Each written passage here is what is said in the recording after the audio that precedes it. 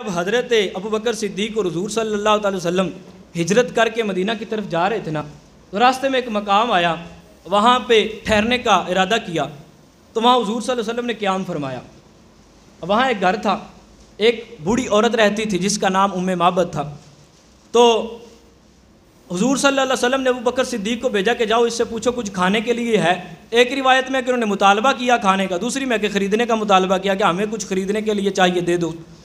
تو وہ جب گئے نا تو اس نے بوڑھی عورت نے کہا کہ میرے پاس تو کچھ نہیں ہے، ہم بلکہ یہ ہمارا طریقہ کار ہے کہ ہم جو ہمارے پاس مسافر آتے ہیں ان کی خدمت کرتے ہیں، ان کے لیے کھانا بناتے ہیں، ان کو کھانا پیش کرتے ہیں، لیکن آج بدقسمتی سے ہمارے پاس کچھ نہیں ہے کھانے کے لیے نہ دینے کے لیے۔ تو اس لیے معذرت، حضرت ابوبکر صدیق حضور کے پاس جاتے ہیں اور عرض کرتے ہیں یا رسول اللہ، وہ اس طرح کہہ رہی ہے۔ حضور پاس آئے، دیکھا ہے خیمے کے اندر ایک بالکل کمزور سی بکری کھڑی ہے، بالکل کمزور سی۔ حضور نے بوڑھی سے عورت سے جو ہے نا وہ اجازت لی اور فرمایا کہ میں اگر تم اجازت دوں تو اس کا دودھ دو لوں، اس جو ہے وہ کمزور بکری کا۔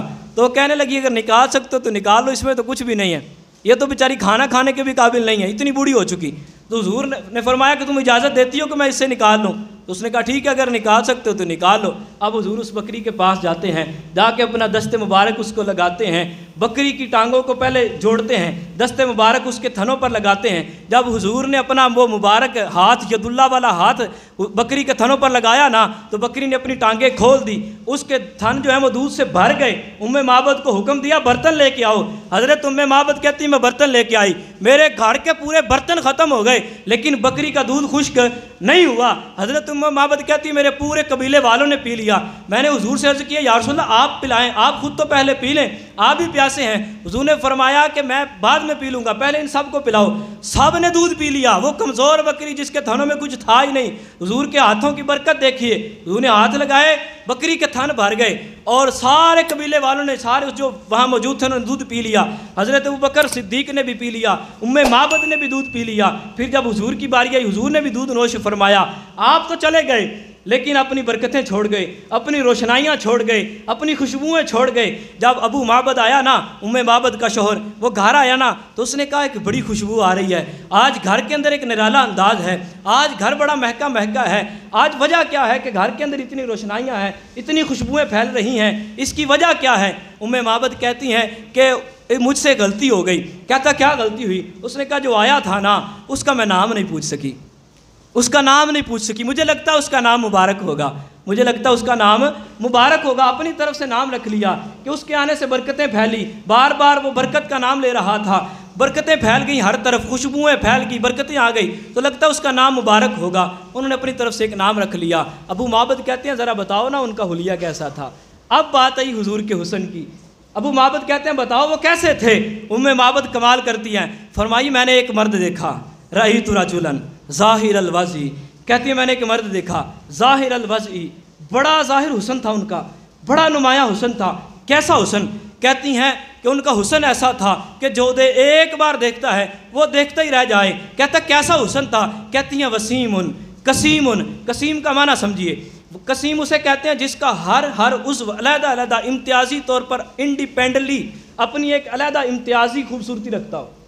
ایک بندہ ہوتا ہے نا، ہم کہتے ہیں کہ فلاں بندے کی آنکھیں بڑی پیاری ہیں، تو اس کا مطلب یہ کہ اس کی آنکھیں پیاری ہیں، بال شاید پیارے نہ ہوں، ہونٹ شاید پیارے نہ ہوں، شاید ناک اتنی پیاری نہ ہو، شاید باقی جسم اتنا حسین نہ ہو، لیکن حضرت ام معبد کہتی ہیں کتنا کمال اور فصیح کا جملہ ہے، فرماتی ہیں قسیم وسیم، کہتی ہیں ان کا جسم قسیم تھا، قسیم حسن والے، وسیم حسن والے۔ کہتی ہیں قسیم کیا؟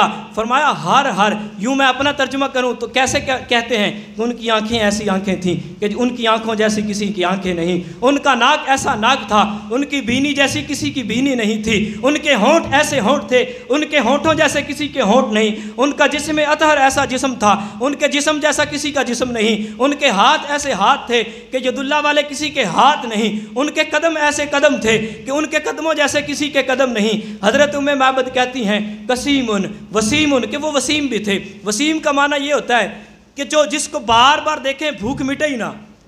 ہم کسی کو دیکھتے ہیں نا، کوئی بڑا حسین ہو، بڑا خوبصورت ہو، ہم اسے دیکھیں تو کبھی کبھی ایسا ہوتا ہے کہ 2 دن بعد، 3 دن بعد، مہینے بعد، سال بعد ہمارا دل اکتا جاتا ہے، اس کا حسن کم پڑ جاتا ہے، ہمارا دل کسی اور کی طرف مائل ہونا شروع ہو جاتا ہے، کسی اور کا حسن ہمیں اچھا لگتا ہے، لیکن وسیم اس کو کہتے ہیں، وسیم کا معنی یہ ہے کہ بندہ جس کو بار بار دیکھتا رہے، 1000 بار بھی دیکھے، 1,00,000 بار بھی دیکھے، لیکن پھر بھی دیکھنے کی تڑپ باقی رہے، پھر بھی بندے کا دل کرے میں بار بار دیکھوں، بار بار دیکھوں۔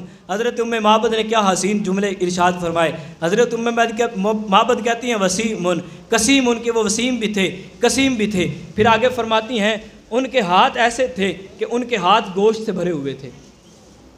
یہ ناڑیں نظر آ رہی ہوں نا جسم کے اندر سے، ہڈیاں ناڑیں نظر آ رہی ہوں، تو یہ حسن کے اندر کمی ہوتی ہے، یہ حسن کے اندر کمی ہوتی ہے۔ آپ فرماتی ہیں ان کی نظر نہیں آتی تھی، بھرے ہوئے تھے، قدم بھی گوشت سے بھرے ہوئے تھے۔ کہتی ہیں سینہ اور پیٹ برابر تھا، پیٹ نکلا ہوا ہو تو یہ بھی برا لگتا ہے، حسن کے اندر کمی ہے۔ سینہ باہر ہو پیٹ اندر ہو، یہ بھی حسن کے اندر کمی ہے۔ لیکن اگر دونوں چیزیں ہوں برابر، توجہ ادھر رکھیں، دونوں چیزیں ہوں برابر تو یہ حسن میں اضافہ کرتی ہیں، بلکہ حسن کو بھی تقویت دیتی ہیں۔ حضور صلی اللہ علیہ وسلم کا حسن یہ حسن تھا کہ آقا علیہ الصلوۃ والسلام کو حسن سے امتیاز نہیں ملی، بلکہ حسن کو حضور صلی اللہ علیہ وسلم سے شانیں ملی ہیں، حضور صلی اللہ علیہ وسلم کے صدقے حسن کو شانیں ملی۔ حضرت معبد کہتی ہیں اتنا حسین کہ اب یہ جملہ بڑا کمال کا ہے۔ حضرت معبد کہتی ہیں جب میں نے دور سے دیکھا نا، دور سے دیکھا تب بھی بڑے حسین لگ رہے تھے، جب میں نے دور سے دیکھا تو بڑے سونے لگ رہے تھے، لیکن جب میں نے قریب سے دیکھا تو اور بھی زیادہ پیارے لگ رہے تھے، اور بھی زیادہ خوبصورت لگ رہے تھے۔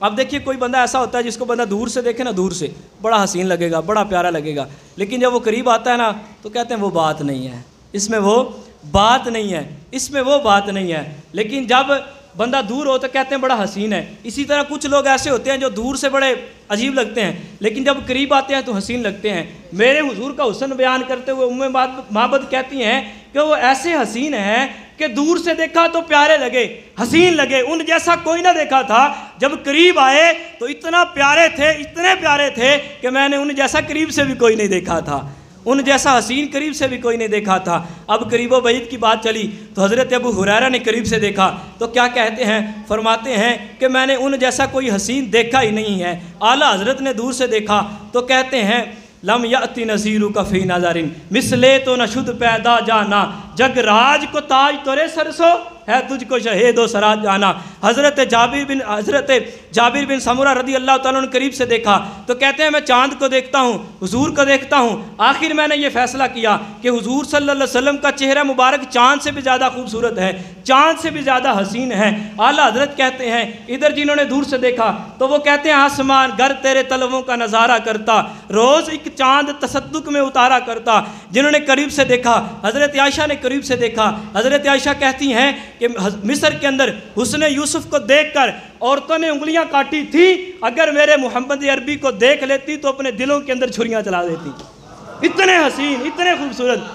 حضرت عائشہ کہتی ہے دلوں کے اندر چھریاں چلا دیتی، انہیں خبر نہ ہوتی۔ انہوں نے قریب سے دیکھا تو یہ کہا، حضرت پیر مہر علی شاہ نے دور سے دیکھا تو کہتے ہیں مکھ چند بدر شاہ شانی ہے، متھے چمک دی لاٹ نورانی ہے، کالی زلف تے اکھ مستانی ہے، مخمور اکھیں ہن مد بریاں، سبحان اللہ ما اجملکا ما احسنکا ما اکملکا۔ کتھے مہر علی، کتھے مہر علی، کتھے تیری ثنا، گستاخ اکھیں کتھے جھاڑیاں۔ یہ حسن تو ایسا حسن ہے کہ ہر بندہ دیوانہ ہو جاتا ہے، ہر بندہ مستانہ ہو جاتا ہے۔ جس نے دور سے دیکھا وہ بھی مستانہ، جس نے قریب سے دیکھا وہ بھی دیوانہ۔ قریب سے دیکھنے والوں میں حضرت مولا علی بھی ہیں۔ مولا علی پورا نقشہ حضور کا بیان کرنے کے بعد کہتے ہیں اللہ نے ان جیسی کوئی شے بنائی نہیں، میں نے ان جیسی کوئی شے ہی نہیں دیکھی۔ شے کا تذکرہ اس لیے کیا، اگر کہتے نا میں نے ان جیسا کوئی مرد نہیں دیکھا تو یہ احتمال تھا کہ شاید سورج ان سے زیادہ خوبصورت ہو، چاند ان سے زیادہ پیارا ہو، جو ہے وہ ستارے ان سے زیادہ پیارے ہوں، لیکن حضرت مولا علی فرماتے ہیں شیء، میں نے کسی شے کو نہیں دیکھا۔ جب شے کا تذکرہ کیا پتہ چلا حضرت مولا علی یہ فرمانا چاہ رہے ہیں سورج کی روشنی بڑی تیز ہے، چاند کی چاندنی بھی بڑی تیز ہے، چاند کی چاندنی بھی بڑی خوبصورت ہے، ستاروں کا چمکنا بھی بڑا حسین ہے، کائنات کی ہر ایک چیز حسین ہو سکتی ہے لیکن آمنہ کے لال سے زیادہ حسین نہیں ہو سکتی۔ حضرت علی کہتے ہیں ان جیسا کوئی نہیں ہے۔ ادھر اعلیٰ حضرت نے دور سے دیکھا تو کہتے ہیں سرتاب قدم ہے تن سلطان زمن پھول، سرتاب قدم ہے تن سلطان زمن پھول، لب پھول تہن پھول زکن پھول بدن پھول، اللہ جو مل جائے میرے گل کا پسینہ، اللہ جو مل جائے میرے گل کا پسینہ، مانگے نہ کبھی عطر نہ پھر چاہے دلہن پھول، لب پھول دہن پھول سکن پھول بدن پھول۔ کہتے ہیں کیا بات رضا اس چمنستان کرم کی، زہرا ہے کلی جس میں حسن اور حسین پھول۔ کیا اعلیٰ حضرت نے کمال کیا، آپ فرماتے ہیں دندان و لب و زلف و رخ شاہ کے فدائی ہیں، در عدن لال یمن مشک ختن پھول، لب پھول دہن پھول دکن پھول سکن پھول۔ حضور کا حسن ایسا ہے۔ اللہ